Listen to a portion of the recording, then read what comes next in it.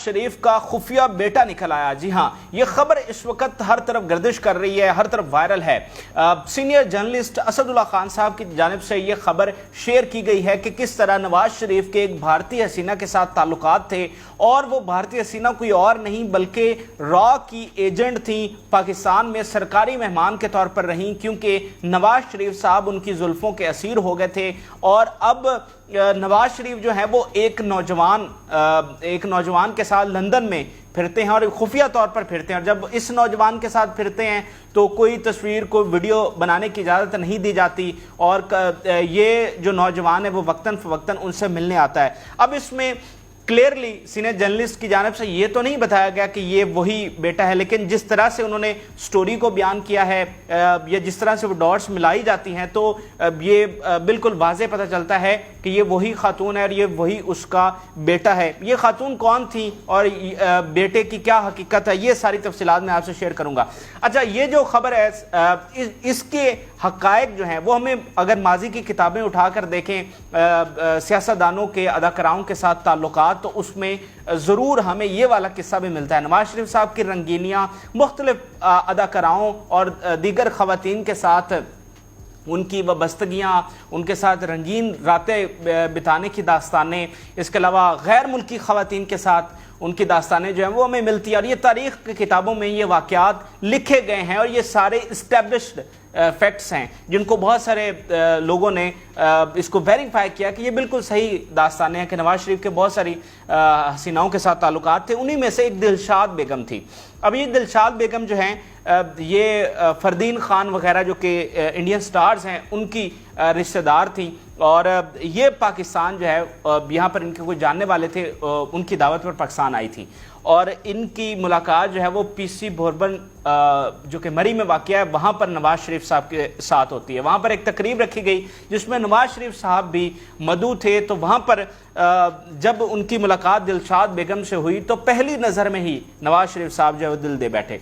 नवाज शरीफ साहब के बड़े बड़े टैलेंट्स में से एक टैलेंट ये भी है कि वो पहली मुलाकात में ही दिल दे देते हैं। और दिलशाद बेगम के बारे में बताया जाता है कि वो क़यामत ख़ेज़ हसीना थी और उनकी जो खूबसूरती के किस्से हैं वो बड़े मशहूर थे। उन्होंने खुद अपने इंटरव्यूज़ में बताया कि जब उनके शौहर का इंतकाल हो गया, उनकी वैसे 3 बेटियां थी, तो उन्होंने जब एक आज़ादाना ज़िंदगी गुजारना शुरू की तो बहुत सारे लोग थे जो उन पर मरते थे और वो एक ऐसी हसीना थी कि जिन्हें आप पहली नज़र में देखते हुए भी पहली नज़र में ही आप अपना हवास बाख्ता आप हो जाएं, वो एक ऐसी हसीना थी।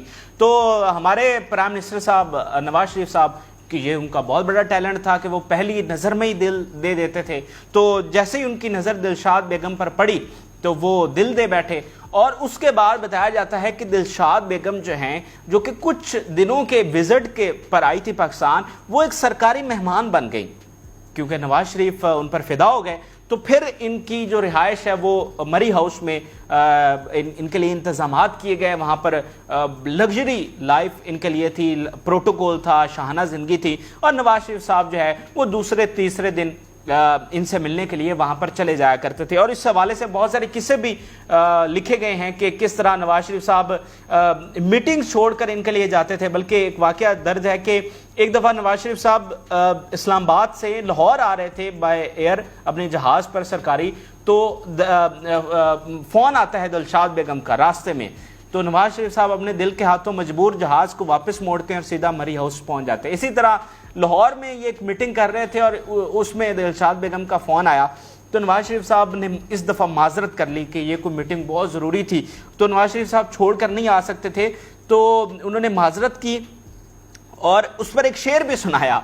और दिलचस्प बात यह है कि ये वाला जो फ़ोन कॉल थी इसको हमारे इंटेलिजेंस इदारों ने टैब किया और ये शेर भी किताबों में लिखा गया है कि नवाज शरीफ साहब ने उस वक़्त जो दिलशाद बेगम को शेर सुनाया माजरत के साथ कि मैं आज नहीं आ सकूंगा। वो शेर कुछ इस तरह से है, आप ज़रूर इसको पसंद करेंगे। नवाज शरीफ साहब कहते हैं कि शामे गम की कसम आज गमगीन है हम, आ भी जा आज मेरे सनम, रात हंसी है तो क्या चांदनी है तो क्या, रात हंसी है तो क्या चांदनी है तो क्या, जिंदगी दूर है और जुदाई सितम।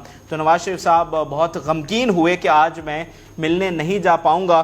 तो इस तरह یہ ملاقاتیں رہیں اور اس کے بعد وہ جو خاتون ہے دلشاد بیگم وہ وہاں سے لندن چلی گئیں اور لندن میں انہوں نے لباس انٹرنیشنل ایک میگزین ہے اس کو انٹرویو دیا اور بڑے عجیب و غریب انکشافات کیے اور تب یہ چیزیں بہت وائرل رہی. انہوں نے بتایا کہ کس طرح نواز شریف نے میرے لیے ایک دفعہ کشمیر میں فوجی کارروائی بند کروا دی تھی, مطلب وہ اس قدر مجھ پر فدا تھے. اور اس خاتون کے بارے میں ہمارے انٹیلیجنس اداروں کی رپورٹ یہ تھی کہ جناب علی یہ را کی ایجنٹ ہیں اور یہاں پر خاص مشن کے لیے آئی ہیں, ان کو پلانٹ کیا گیا ہے.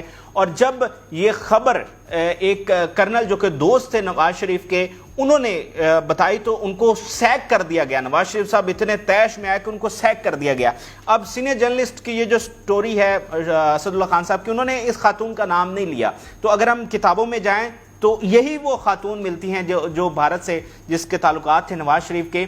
تو ہم ایک اسیس کر سکتے ہیں کہ یہ انہوں نے تو نام نہیں لیا, لیکن ہم اگر کتابوں میں جائیں اس کو تلاش کریں سرچ کریں تو ہمیں یہی خاتون, اور چونکہ سٹوری ملتی جلتی ہے تو ہم کہہ سکتے ہیں کہ یہ بالکل وہی خاتون ہیں.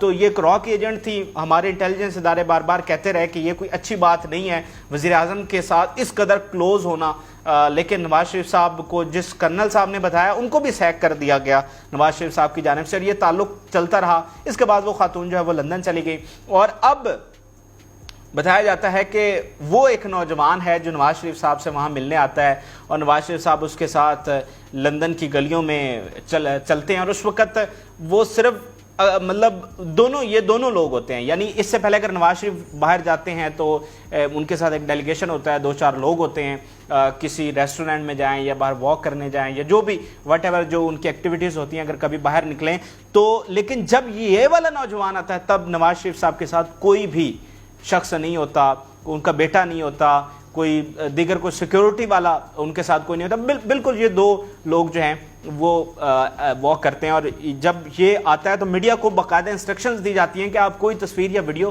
نہ بنائیں. تو اب یہ کہا جا رہا ہے کہ شاید یہ وہی دلشاد بیگم تھی اور یہ وہی اس کا بیٹا ہے. اس کے علاوہ اگر نواز شریف صاحب کی داستانیں, رنگینی کی داستانیں بھری پڑی ہیں کتابیں, بطور وزیر اعلیٰ وہ کس طرح عیاش تھے اور کتنے ان کے قصے ہیں, بطور وزیر اعظم ان کے کتنے قصے ہیں. طاہرہ سید ایک بہت بڑی سٹوری ہے.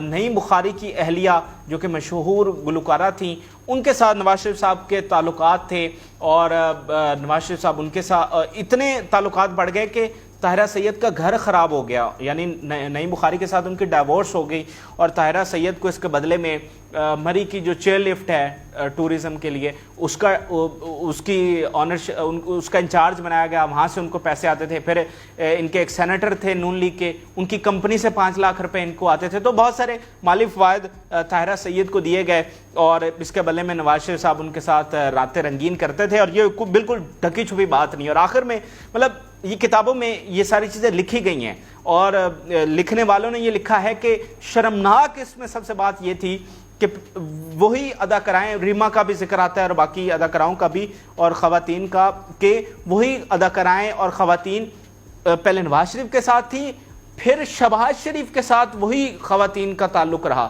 یہ بہت